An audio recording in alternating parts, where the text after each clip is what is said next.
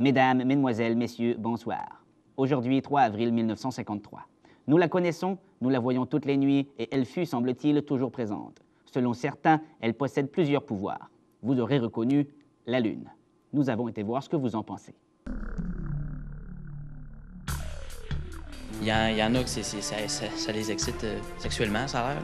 On voit que nous autres, au niveau de la pleine lune, au niveau de la vente, c'est très bon. C'est parce que la lune est pleine, on est plus fort. On est plus fort? Oui. Physiquement? Oui, physiquement. Non, mais je veux dire, moralement, t'es plus fort. Il y en a qui ont des théories sur les cheveux et toutes sortes d'affaires. OK. Les cheveux. Pousse plus vite, j'ai souvent entendu ça. Ben, moi, je sais qu'il y a des histoires de loups-garous dans le coin de, je pense que c'est Saint-Pascal, mais c'est pas... c'est une légende. Le monde sont plus excités. Ça a l'influence sur les marées et oui, sur notre caractère, oui. Il y en a qui disent que les gens seraient plus fébriles, plus actifs un peu, plus pas fous, mais un petit côté, plus excessif des fois avec les pleines lunes. Il y en a qui ont certaines croyances, comme de quoi ça pourrait affecter le comportement. Mais moi, quand il y a une pleine lune, je fais juste regarder ça et je fais « Ah, il y a une pleine lune ». Eh bien, à ce qu'il paraît, la Lune n'est pas un simple cercle déformable comme plusieurs théories l'avançaient. Les dernières recherches, quoique peu crédibles, montrent ceci. La Lune est une sorte de gros pamplemousse, de roche, d'environ de 3500 km de diamètre. Elle est presque 3 fois plus petite que la Terre, une boule elle aussi, mais plus une boule comme un ballon de basket-ball. Selon cette étude païenne, la Lune fut créée 42 millions d'années après la Terre, lorsque celle-ci fut frappée par une planète errante de la grosseur de Mars, une sorte de gros cantalou. Et tout ça a dispersé dans l'espace de la roche fondue et du magma autour de la Terre.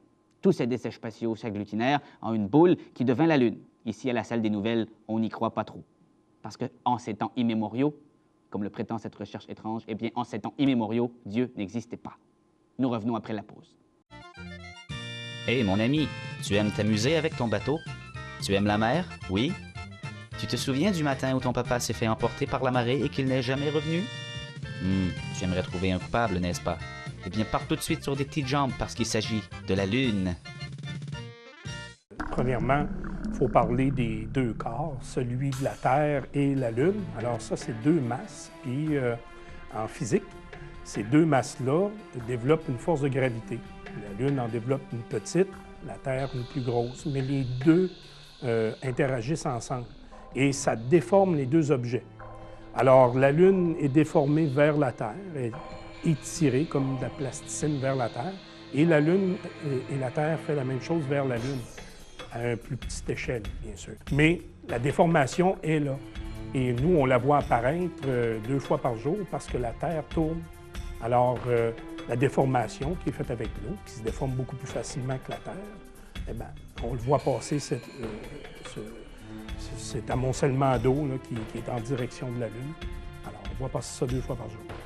Alors, à la pleine Lune, vous avez un alignement avec le Soleil, la Terre et la Lune, qui est à l'opposé. Alors, vous avez des forces gravitationnelles qui vont s'additionner ou se soustraire.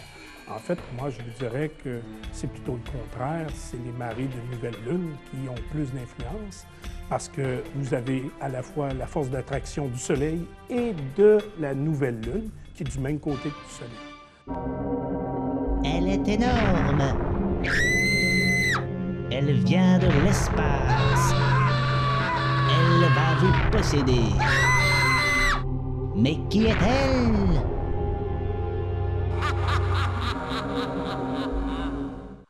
Entre autres, il y a des études qui viennent dire qu'il n'y a pas d'effet sur le comportement humain à cause de la Lune.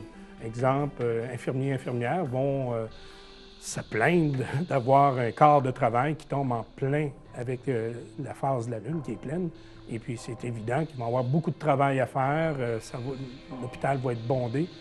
Et c'est pas le cas. Ça peut arriver 1 fois ou 2 dans l'année. C'est normal, les statistiques. Mais on va se rappeler de ces événements-là et on va oublier les autres où ça ne s'est pas produit. Des patients où on peut observer des changements. de comportement, mais on croit que ces changements de comportement-là sont faits parce que la personne est déjà conditionnée. À la pleine lune, il est supposé se comporter de façon différente. Alors peut-être c'est juste par entraînement. Et vous, madame la maîtresse de maison, vous n'en pouvez plus de ne rien comprendre à votre fécondité? Vous en avez assez de ces accouchements qui subviennent à des heures imprévues? Pour éviter tout tracas et pour vous indiquer sans erreur la date à laquelle vous serez la plus fertile et les dates de vos futurs accouchements, fiez-vous à la pleine lune. Les gens font une connexion entre le cycle menstruel de la femme et la période de révolution de la Lune autour de la Terre, qui est de 28 jours et demi à peu près. Alors, ils font une corrélation.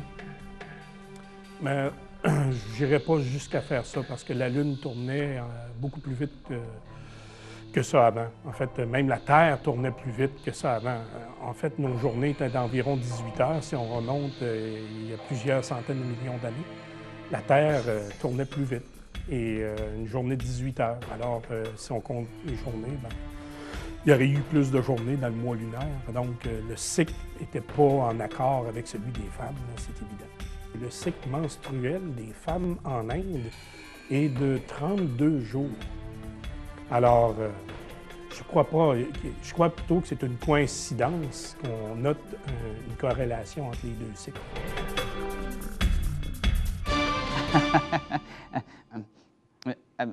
Alors, on me dit que ces informations sont justes.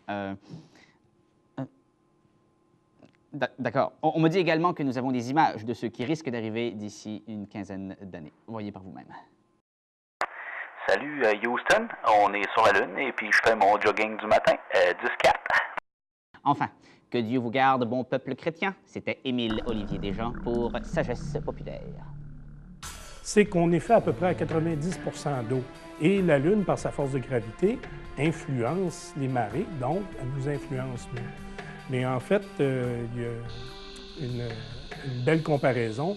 Une mère qui est en train d'allaiter son enfant a une force de gravité qui est 1 million fois supérieure à celle de la Lune sur cet enfant-là. Alors, la Lune n'a pas vraiment d'influence physique sur le comportement humain.